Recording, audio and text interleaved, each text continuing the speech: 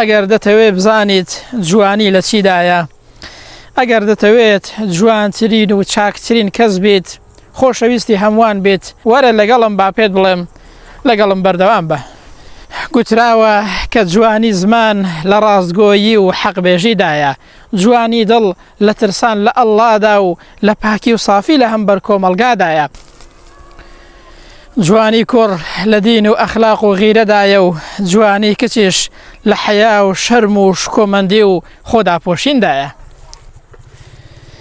جوانی ژیان لە قەناعەت و ڕەزامەندیدایە، جوانی دەم و چاویش لە عیبادەت و پەرستنی خوای پەروەردگاردایە. سیماهم فی وجوههم من ئەثەری السجود.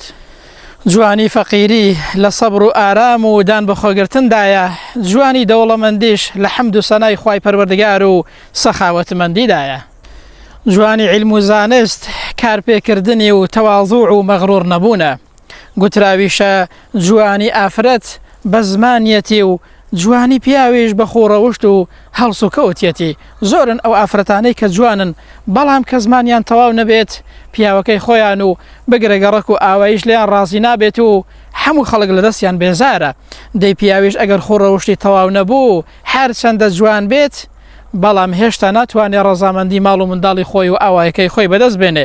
کەواتە جوانی بەو شتانەیە کە باسمان کرد هەوڵ دەخۆت بڕازێنەوە بەو سیفەتانە، دەبیە جوانترین و چاکترین کەس.